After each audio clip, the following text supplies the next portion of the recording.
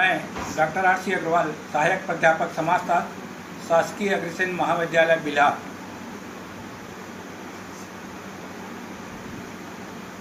Second semester paper 4 unit 4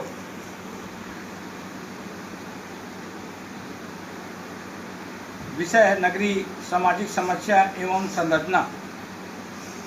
और उसके अंतर्गत टॉपिक है नगरीय प्रवास। आदिकाल में मनुष्य एक ही स्थान पर स्थित नहीं रहता, वह अपनी आवश्यकताओं की पूर्ति के लिए एक जगह से दूसरी जगह स्थानांतरण करता रहता था।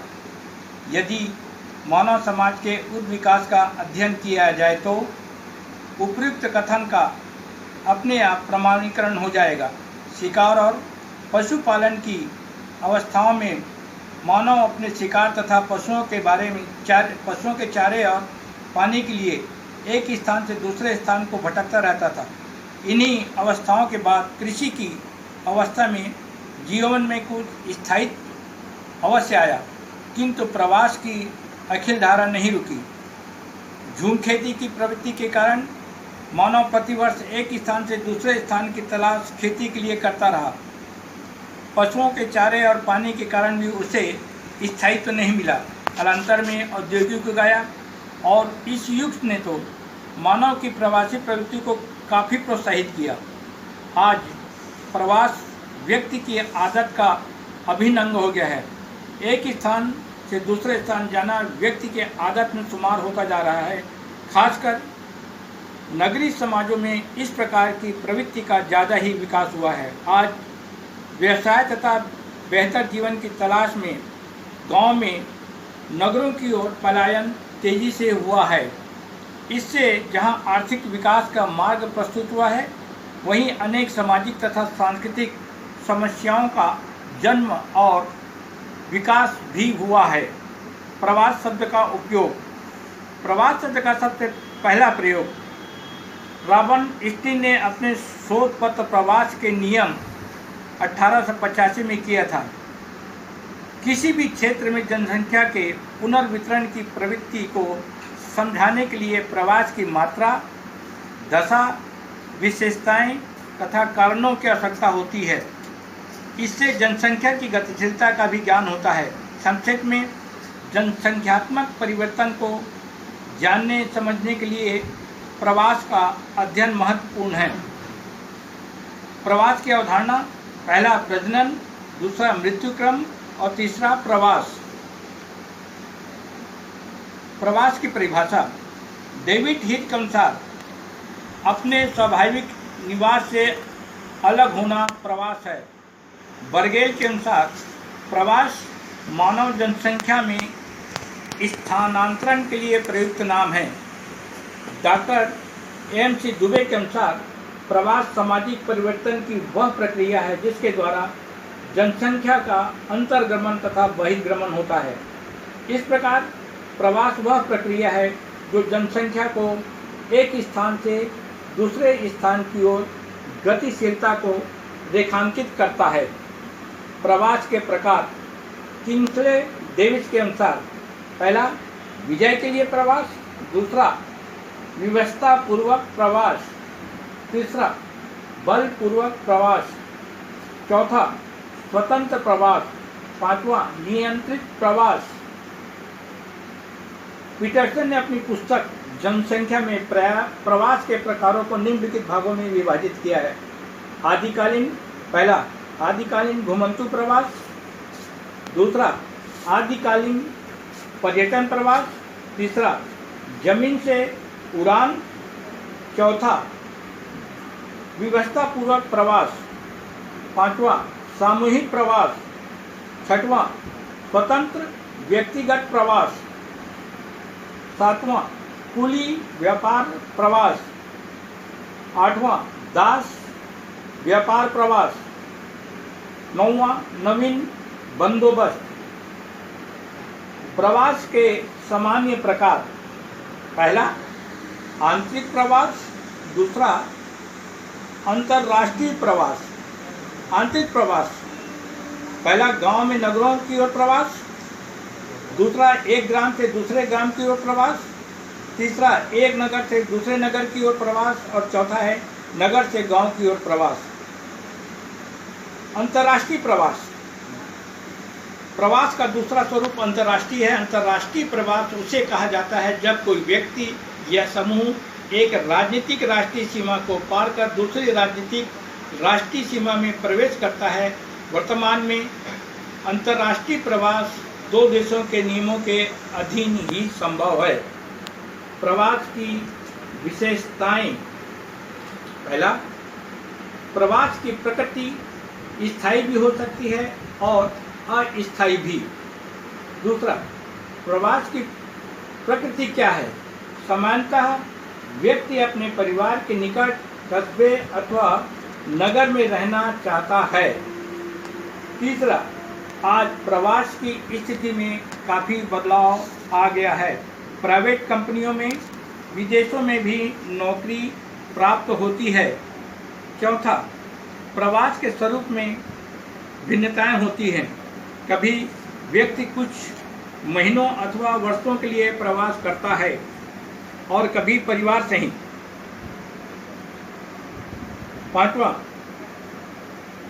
आज के औद्योगिक नगरीय समाज में प्रवास की दूरी में वृद्धि हुई है। अच्छे वेतन मिलने पर एक व्यक्ति हजारों किलोमीटर की दूरी पर जाने को तैयार रहता है। छठवां, स्थायी अथवा अस्थायी प्रवास का संबंध समय से जुड़ा है। कोई व्यक्ति स्थायी रूप से किसी दूसरी जगह पर बस जाता है, जबकि दूसरा व्यक्ति कुछ समय के लिए। दोनों ही प्रवास के श्रेणी में आते हैं। सातवां, आर्थिक, सामाजिक और राजनीतिक परिवर्तन में उपजी प्रगति प्रवास को प्रेरित करती है।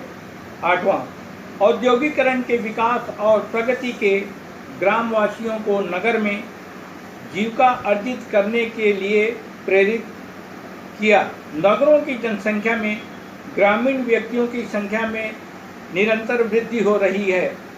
प्रवास आधुनिक और नौवां है, प्रवास आधुनिक और विकासशील देशों में एक महत्वपूर्ण घटना है। प्रवास की पृष्ठभूमि में अनेक प्रेरक तत्व हैं जो व्यक्ति को प्रवास करने के लिए प्रेरित करते हैं।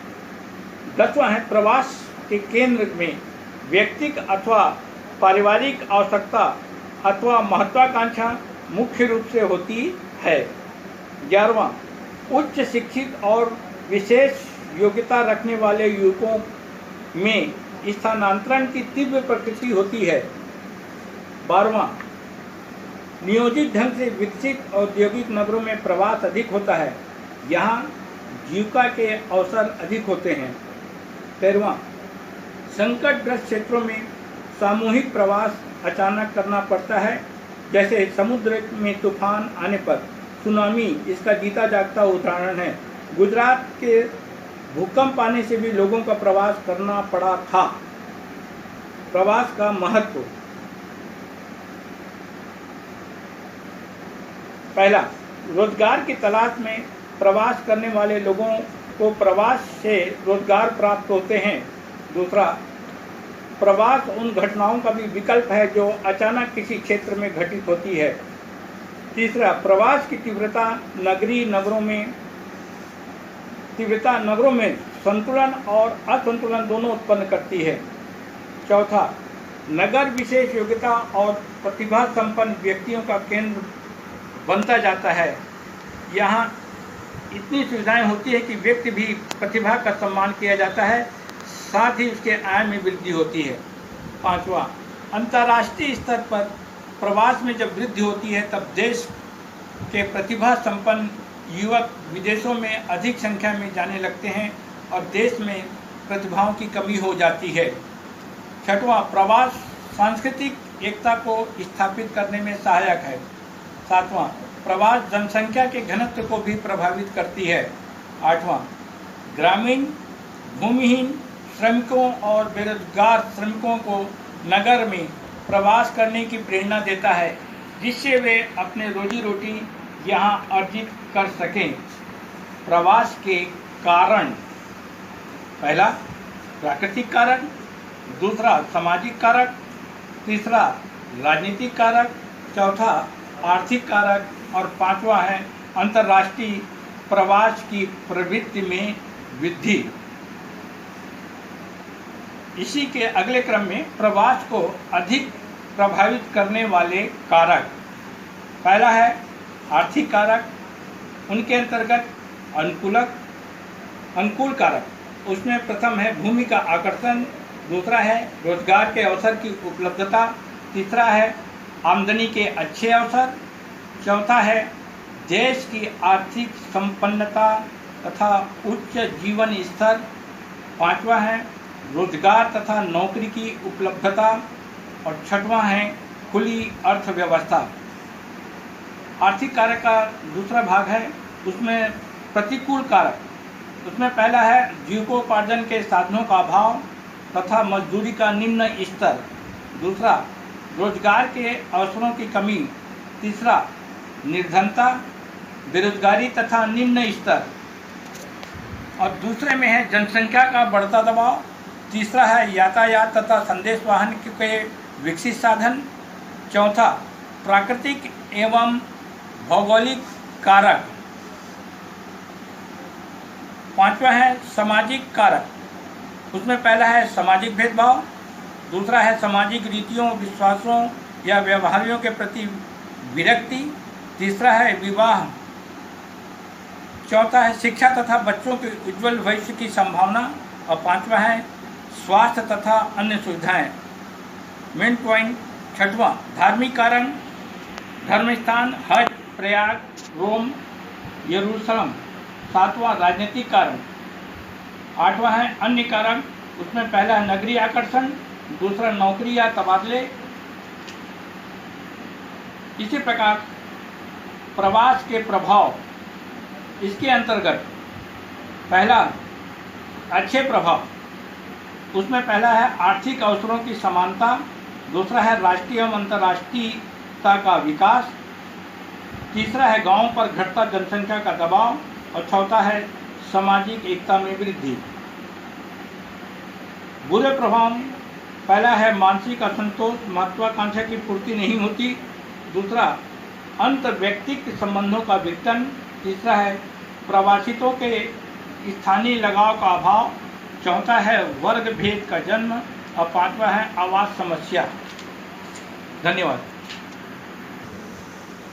भारत में प्रवास के प्रकार, पहला दैनिक प्रव्रजन, दूसरा मौसमी प्रव्रजन, तीसरा आकस्मिक प्रव्रजन, चौथा स्थायी प्रव्रजन। भारत में प्रवास के परिणाम, पहला सांस्कृतिक संघर्ष, प्रवास सांस्कृतिक संघर्ष को जन्म देती है। प्रवास के कारण संस्कृति में जो संघर्ष हो सकते हैं उसके निम्न उदाहरण, पहला व्यक्ति को दो संस्कृतियों के नियंत्रण का सामना करना पड़ता है, अपनी पैतृक संस्कृति और वर्तमान प्रवासी संस्कृति, इसका आवश्यक परिणाम संघर्ष के रूप में होता है। दूसरा है दोनों सांस्कृतिक मूल्यों में संघर्ष प्रारंभ हो जाता है। तीसरा व्यवहारों में भिन्नता के कारण भी संस्कृति में संघर्ष होता है। दूसरा है आर्थिक विघटन, तीसरा धार्मिक विघटन, चौथा पारिवारिक विघटन, पांचवा आत्महत्या, छठवां नैतिक पतन, सातवां निम्न स्वास्थ्य स्तर।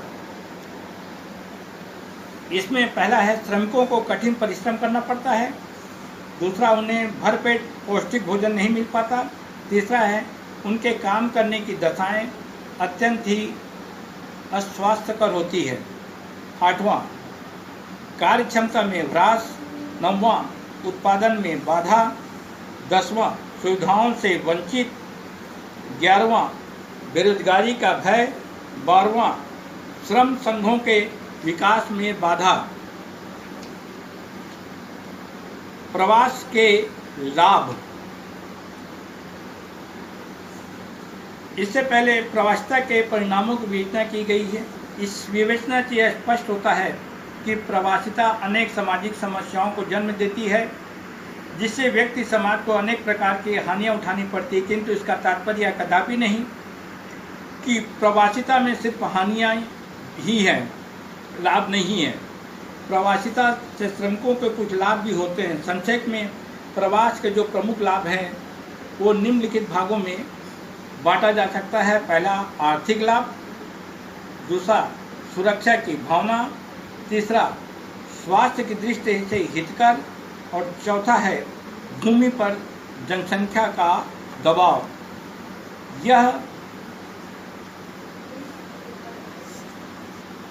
भारत में नगरीय समाज नाम की पुस्तक, कैलाश पुस्तक सदन भोपाल, इसके राइटर हैं रिया खत्री। और उसी प्रकार में भारत में नगरीय समाज,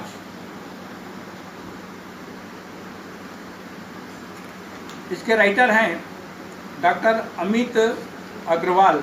ये विवेक प्रकाशन, जवाहर नगर, नई दिल्ली से लिया गया है। संदर्भ ग्रंथ सूची में इसका अध्ययन किया जा सकता है। धन्यवाद।